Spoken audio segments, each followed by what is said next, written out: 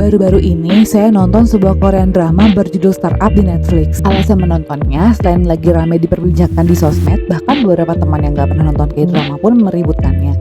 Karena temanya menarik buat saya, bisnis dan teknologi. Kali ini saya nggak akan mereview filmnya, lebih ke bercerita hal-hal menarik apa yang saya dapatkan dari drama Korea yang dibintangi Suzy, Nam Jung Kook, Kim Sen Ho, dan Kang Hana ini.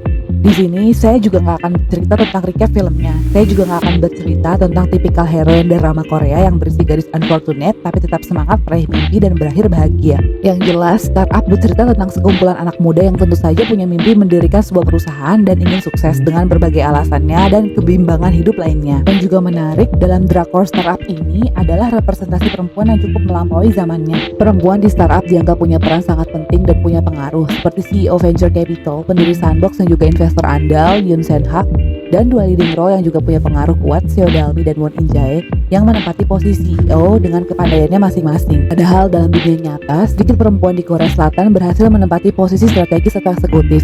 Bahkan, Korea dianggap sebagai negara yang paling jarang menempatkan perempuan pada posisi senior, boards, atau eksekutif baik di Asia dan di seluruh dunia. Nah, di luar alurnya yang drakor banget, saya akan membaginya menjadi dua bagian soal manajemen, bisnis, dan pelajaran hidup secara general yang saya dapatkan dari film ini yang bikin tetap worth it untuk ditonton.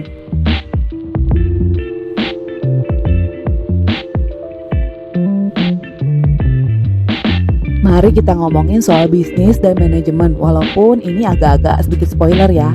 Yang pertama, untuk bikin startup, otak pinter aja nggak cukup. Dosan dan teman-temannya di Samsung emang jago banget soal teknologi dan bisa dibilang developer andal, bahkan sampai memenangkan kompetisi fictional machine learning CODA dari Silicon Valley. Tapi sayang, mereka susah banget dapat investor karena bisnis plan mereka nggak jelas. Mereka cuma mikirin gimana caranya meningkatkan akurasi dari algoritma image recognition mereka. Wajar aja kalau Han Ji Pyong, seorang investor andal, nggak pernah mau invest di perusahaan mereka. Membuat satu perusahaan atau startup itu mustahil kalau kamu cuma mengandalkan soal teknis aja. Se-advance teknologi dan sepintar apapun dosen dan teman-temannya, mereka nggak akan berhasil mendirikan perusahaan kalau mereka nggak punya bisnis yang jelas, mengembangkan A to Z-nya sampai hingga menghasilkan profit. Yang kedua, setiap orang punya tempat, alias nggak semua orang bisa jadi CEO. Dosan nggak cocok jadi CEO Samsung. Dia nggak punya visi untuk mengembangkan perusahaannya, nggak pintar komunikasi, nggak punya pitching skills, dan terlalu fokus dengan coding dan mengembangkan algoritma teknologinya. Makanya Ji Pyong menyarankan Dosan untuk merekrut seorang CEO. Sementara itu, Dalmi lebih pintar komunikasi, presentasi, dan selalu up to date dengan tren. Makanya saat di Sandbox, Dalmi berhasil lulus tes tentang keyword yang menandakan kalau ia selalu up to date dengan situasi di Korea Selatan. Dalmi emang gak ngerti coding, tapi ia punya visi dan big picture gimana cara mengaplikasikan teknologi di dunia nyata. Oleh karena itu, gak heran akhirnya Dalmi jadi CEO, sementara Dosan jadi CTO atau Chief Technology Officer. Pelajaran pentingnya, setiap orang punya skills dan kemampuan masing-masing. Tidak ada satu peran yang lebih penting dari yang lainnya. Samsung gak akan sukses tanpa CEO, desainer, developer, dan investornya. Untuk mendirikan perusahaan, kamu nggak bisa melakukan semuanya sendiri. Kamu harus tahu siapa yang paling jago di bidangnya dan bekerja sama dengan mereka. Yang ketiga, membangun chemistry. Dosan membangun perusahaan awalnya bersama dua temannya. Meskipun selama 2-3 tahun itu mereka nggak pernah punya investor, mereka tetap berjalan mengandalkan satu sama lainnya. Chemistry mereka sebenarnya telah terbangun. Di episode 4, Dosan harus memilih untuk jadi tim Dalmi atau In Jae. Bingung pasalnya, Dalmi nggak punya pengalaman apa-apa, bahkan ia nggak punya college degree. Sementara In Jae udah punya pengalaman jadi CEO dan sukses menjalankan sebuah company. Tapi perbedaannya, Dalmi minta direkrut Dosan sementara In Jae merekrut Dosan. Akhirnya, Dosan memilih Dalmi karena merasa akan setara dan nampak bisa bekerja sama dengan baik. Sementara jika masuk ke tim In Jae, Dosan merasa akan cuma jadi subordinate-nya alias jadi kacungnya aja. Pelajaran yang bisa diambil dalam bekerja dan bisnis, kadangkala kredensial atau kualifikasi bisa dikesampingkan kalau kita nggak punya chemistry yang baik dengan tim kita. Chemistry itu penting dalam membangun tim yang solid, tapi ingat, kamu nggak bisa pilih orang dengan mengandalkan chemistry aja, apalagi kalau kamu tahu ia super nggak kompeten. Yang keempat, kadangkala kita perlu jadikan musuh sebagai kawan. Sebuah saran jitu dari Ji Pyong kepada Dalmi ketika hampir putus asa melawan In Jae adalah bergabung dengan In Jae. Di situ ia justru belajar banyak dan bahkan dapat bonus kembali dekat dengan kakak kandungnya sendiri. Dalam dunia bisnis, menjadikan saingan sebagai partner kerja adalah hal yang biasa, apalagi kalau saingan kita secara de facto dan logis lebih kredibel. Daripada terus stres dan menabung emosi negatif karena tidak sanggup menerima kenyataan kalau kita ada di posisi yang cenderung akan kalah, putar kemudi jauh lebih baik bergabung dengan saingan atau musuh kita. Sama seperti perusahaan taksi Bluebird yang termasyur lalu terkalahkan dengan datangnya Gojek dan penyedia layanan transportasi daring lainnya, alih-alih Bluebird keras melawan sang pendatang baru, ia bekerja sama dengan Gojek dan menjadi bagian darinya. Sebuah langkah yang terbaik dan masuk akal. Yang kelima, bisnis mentor itu juga penting. Dalam drakor ini, kita diajarkan kalau mau membuat startup atau perusahaan, punya mentor itu penting juga. Walaupun gak harus, tapi penting.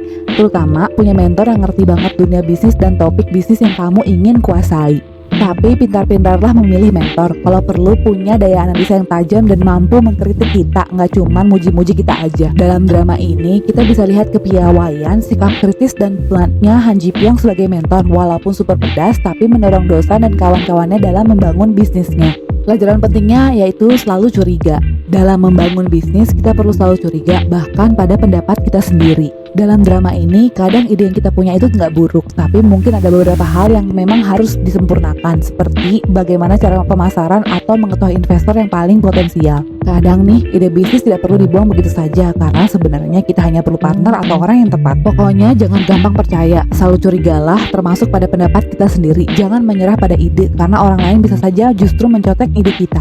Begitu juga ketika Samsung-Tech tidak sengaja menandatangani perjanjian kontrak dengan 2STO. Samsung-Tech terpaksa bubar hanya karena tidak memahami apa yang tertuang dalam kontrak tertulis. Itu sebabnya, dalam bisnis, cek dan recheck itu dan selalu curiga dengan siapapun, bahkan perusahaan dengan label termasyhur sekalipun, itu sangat penting. Demikianlah adalah hal-hal lain yang bisa kamu dapatkan dari drakor ini tentang bisnis dan manajemen. Berikutnya, saya akan membahas soal kehidupan yang fana ini. Mungkin akan banyak spoiler ya. Yang pertama, milikilah tujuan. Dosan dan kawan-kawannya sebenarnya punya konsep untuk Samsung-Tech, tapi mereka nggak punya bisnis plan yang memuat tujuan yang jelas dan reliable untuk mendapatkan profitnya. Sama halnya dengan kehidupan sehari-hari, kita harus punya tujuan yang jelas. Kalau nggak punya tujuan, kamu juga jalan tanpa arah, tanpa semangat.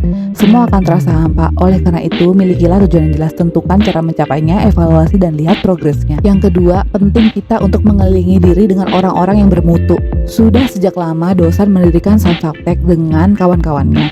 Kalau tidak saling support, tidak mungkin dia dan kawan-kawannya bisa menempuh 2 atau 3 tahun bersama di sebuah perusahaan yang gak punya profit. Hingga akhirnya mereka jadi pemenang di Sandbox, sama-sama terbang ke US dan jadi developer andal yang sukses dan diinginkan banyak orang.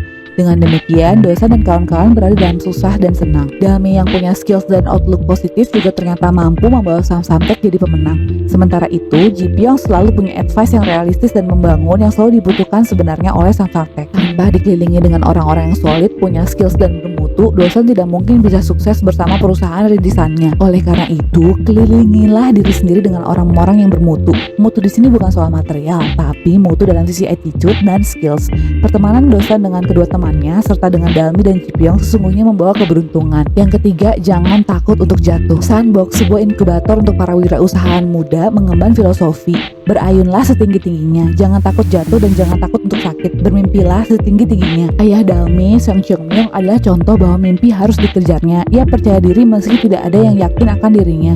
Tidak menjamin semua akan berhasil sih, tapi setidaknya kamu tidak akan ada penyesalan dari dirimu sendiri. Yang keempat, belajar dengan siapa saja. Dalmi hanya lulusan SMA, mimpinya untuk jadi CEO hanya dengan bermodal tekad kuat dan gak gampang putus asa. Bagi yang merasa gak punya privilege untuk kuliah atau mengenyam pendidikan formal, janganlah menutup diri dari mimpi. Sama halnya dengan Dalmi, ia belajar dari mana saja berbekal rasa ingin tahu yang luar biasa. Learning by doing, dan beruntung punya mentor andal Han Ji Pyong yang siap menjawab segala pertanyaan Dalmi. Yang kelima adalah mampu menelan pil pahit. Ji Pyong adalah mentor yang lidahnya tidak bertulang di antara mentor-mentor lainnya, tapi turns out apa yang ia bicarakan selalu benar. Pil pahit di sini maksudnya adalah constructive criticism.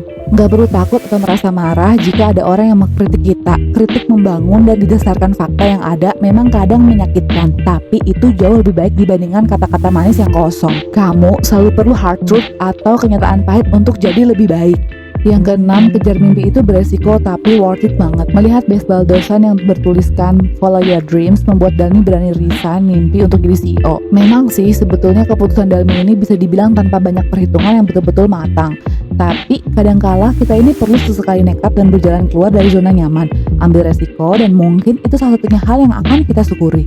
Jadi prinsipnya, lebih baik lakukan saja daripada nanti bertanya-tanya apa yang akan terjadi kalau kita. Yang ketujuh, nggak usah terlalu banyak lihat ke belakang. Kehidupan Dalmi mungkin akan jauh berbeda dan lebih nyaman dengan memilih ibunya. Bahkan nenek Dalmi pun sempat berpikir, seandainya Dalmi lebih memilih ibunya, ia tidak akan hidup susah payah seperti ini. Tapi seperti halnya apa yang dikatakan dalam surat-surat masa kecil dari Dosan kepada Dalmi, hiduplah terus dan tidak perlu ada yang disesali. Itulah yang membuat Dalmi tidak pernah berlarut-larut menyesali keputusannya atau masa lalu.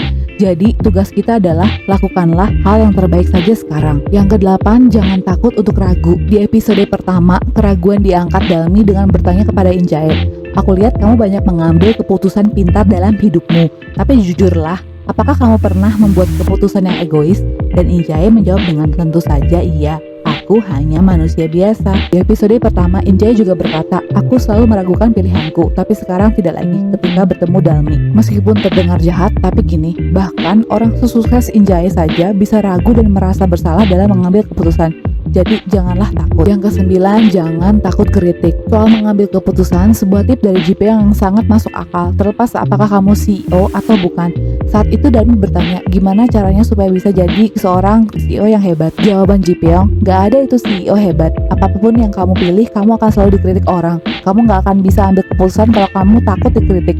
Dan kalau kamu gak bisa ambil keputusan, kamu gak akan bisa jadi CEO. Yang terakhir, karisma itu sama pentingnya. Dosan digambarkan dalam film cerdas luar biasa. Ia jadi prodigi matematika sejak kecil. Tapi ternyata dalam film ini bukti kalau otak cemerlang aja gak cukup untuk bisa sukses. Sementara Dalmi yang gak lulus kuliah karena masalah finansial ini sebenarnya pintar dan punya interpersonal skills yang oke. Skill yang dimiliki Dalmi lah yang membuat para investor mau melihat saham-saham tech. Kadang kita hanya berfokus pada skill teknis saja, lupa pada hal penting lain yang harus ditingkatkan, yaitu kemampuan interpersonal atau komunikasi. Jadi kita perlu melatih kemampuan interpersonal atau kemampuan untuk berinteraksi dan berkomunikasi dengan orang lain. Demikian hal-hal yang bisa kamu petik dari drama Korea Startup. Jika ada kritik dan salah, silahkan tulis di kolom komentar ya. Jangan lupa like, subscribe, dan aktifkan notifikasi channel ini agar kamu bisa mendapatkan informasi pengembangan diri lainnya dari channel ini.